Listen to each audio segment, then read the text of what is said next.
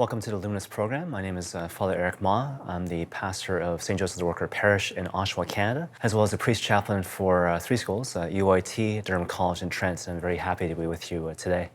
I'd like to do a reflection on one of my favorite parables, the parable of the two sons, which you find in the Gospel of Matthew. So we'll begin with that. What do you think? A man had two sons. He went to the first and said, "Son, go and work in the vineyard today." He answered, "I will not." But later he changed his mind and went. The father went to the second and said the same. And he answered, "I go, sir." But he did not go. Which of the two did the will of his father? They said, "The first." Jesus said to them, "Very truly I tell you, the tax collectors and the prostitutes are going to the kingdom of God ahead of you. For John came to you in the way of righteousness, and you did not believe him. But the tax collectors and the prostitutes believed him, and even after you saw it, you did not change your minds and believe him." The thing about the parable of the two sons, it's obviously really short, and it's really tight in its structure. If you just kind of recall how the thing goes, the thing can be summarized in a few short lines. Again, the father goes out to his sons one at a time, invites them to work in his vineyard. One says yes, one says no. The one who says yes doesn't go. The one who says no eventually comes. And then that's it. The story is wrapped up. And it's almost perfectly symmetrical in terms of its overall structure, which is a little bit misleading because it gives the impression that the parable is pretty simple and straightforward. And so, a lot of times people look at this parable and they think, well, the takeaway message is, appearances can be deceiving and actions speak louder than words. And it's not that that's entirely wrong. It doesn't help in a certain sense that both of those statements are actually true. Appearances can be deceiving and actions do speak louder than words.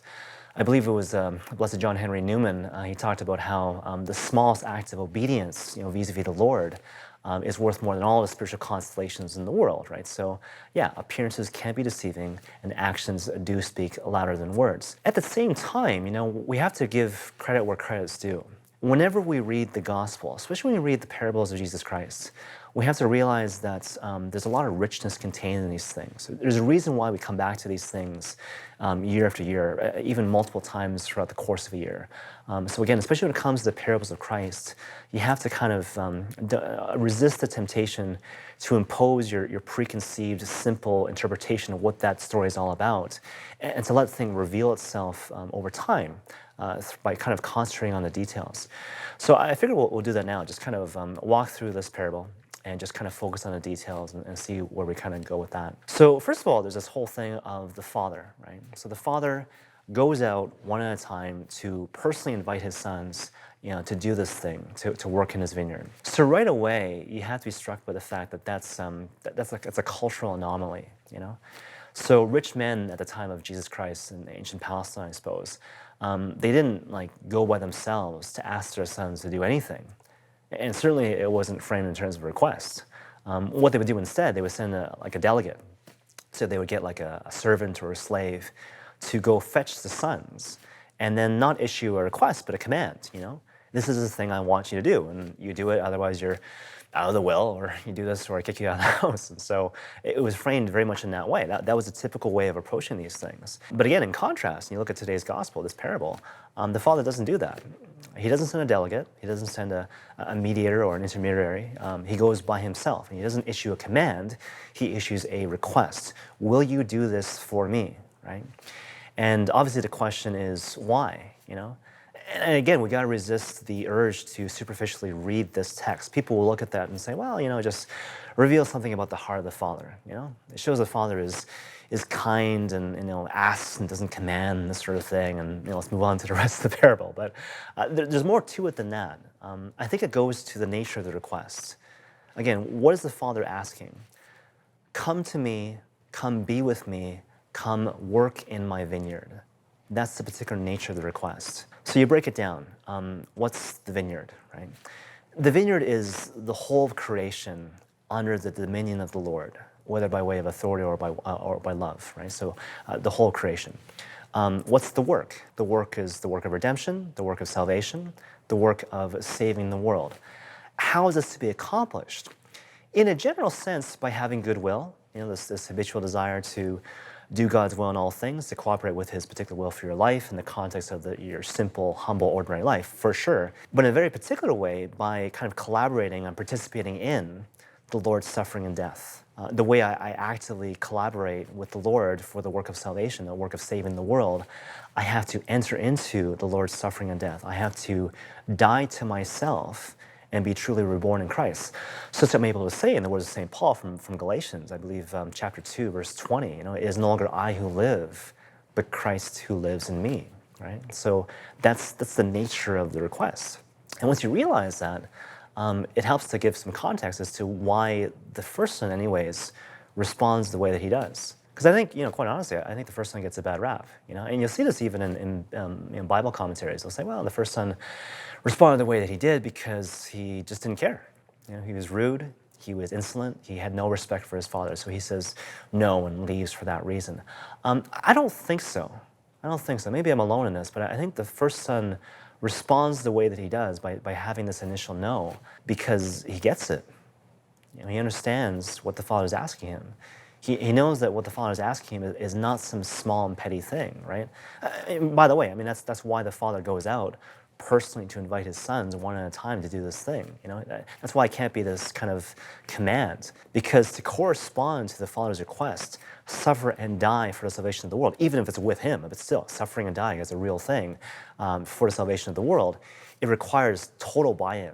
It can't be simply a matter of mere external compliance, order from on high. It's like, I need your heart. I need you to be totally into this. Who is Jesus? Jesus is God saves. Who he is and what the mission is, they're both one and the same. So that's the level of commitment and buy-in that the Lord is looking for. That's why he has to, in a certain sense, go out and ask these sons personally, will you do this for me? Will you do this with me? Because again, it requires total buy-in. But again, more to the point, the first son gets it. And he says no, I think, not because he's a jerk or because he's being insensitive, but because he doesn't want to suffer and die, And that's the natural human response to the invitation of the Lord. Suffering and death, it's just not something we naturally gravitate towards. And so I think that's the reason why he gives us initial no to the request of his father. And I think we can support this interpretation of events when you look at the reason why the first son comes back. In the gospel, it talks about how he changed his mind, and then went back to his father. Other translations, you hear that he had a change of heart. In the original Greek, I think the word is it's translated as aftercare, So he made this initial decision to say no to his father, and then later he aftercared and then went back to his father, So what's that all about? The impression there is that he made that initial decision. He said no initially to his father, but then afterwards he felt bad. He felt anxious, he felt sad. He felt bad about the fact that he'd wounded his father by saying no to him. And that's what brings him back, You look at just these few short lines, these few kind of casual details. It reveals a lot about the relationship between the first son and the father, First of all, it reveals the fact that there's a sense of freedom and familiarity, The son is not afraid of his father. He has the freedom to be able to say, look, I'm afraid. I feel anxious, and I know that maybe you want a different answer, but I'm just not there yet. And so the first son feels the freedom and the familiarity with his father to have this honest and sincere dialogue, right? So that's the kind of the first point. But the second thing you can kind of discern from the details about the first son and the father, you realize that this first son has this lively and active conscience. And again, that's the reason why he comes back. He aftercared, he changed his mind, he changed his heart, right? He's not indifferent to what his father wants. And even though it takes time and it's sort of wrestling with one's conscience and whatnot, he realizes that, my deepest desire is actually to do the will of my father, My deepest joy is to do the will of my father. My food is to do the will of my father. So I might have superficial desires to avoid suffering, to avoid death. But in time, because I have a lively, active conscience, I realize that my will is also to do the will of my Father. That's my deepest desire, and that's my deepest joy, right?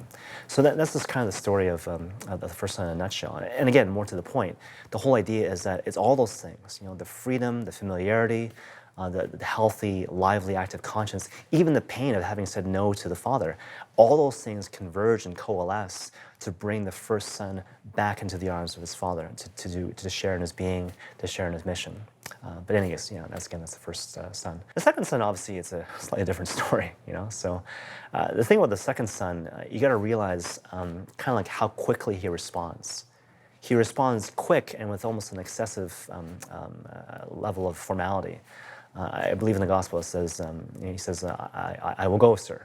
So Father makes a request. He says, I'll go, sir. And I think in the original Greek, it's like, that's me.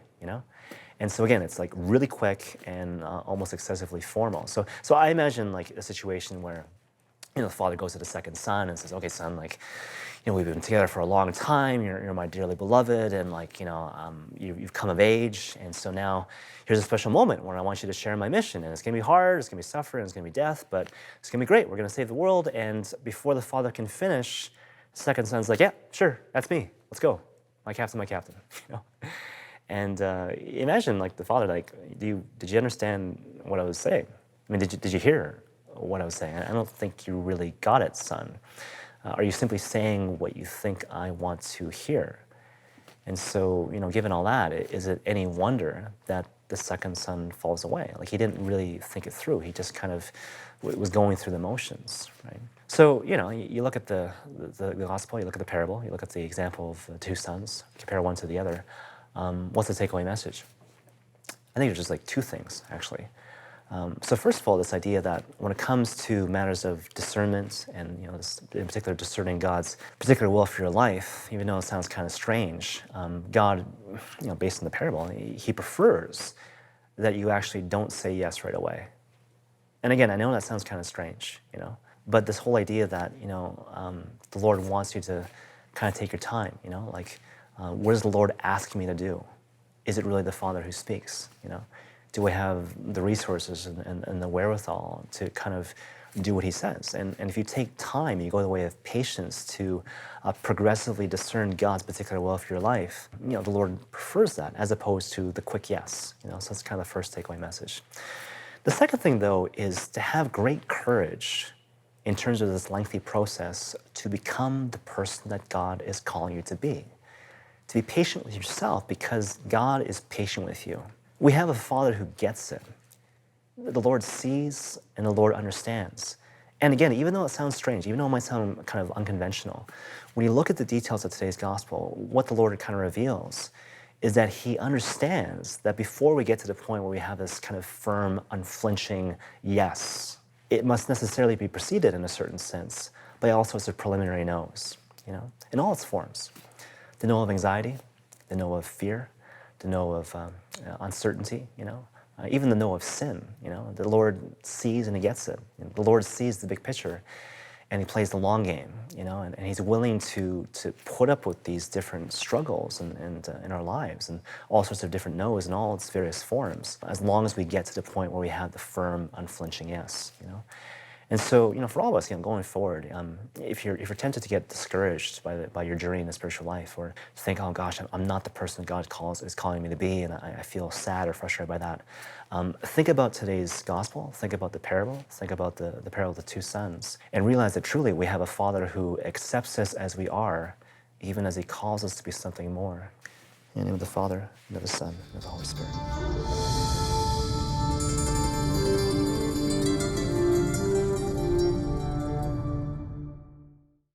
I'm very happy to present my greetings to Shalom Ministry and all the good work that you do around the world in fulfilling the dream of the Holy Father that all should hear the love of God. Thank you for your good work and those who support you. May these special days of new evangelization bless your operators, your administrators, and your benefactors. God bless you. Shalom World, God's own channel.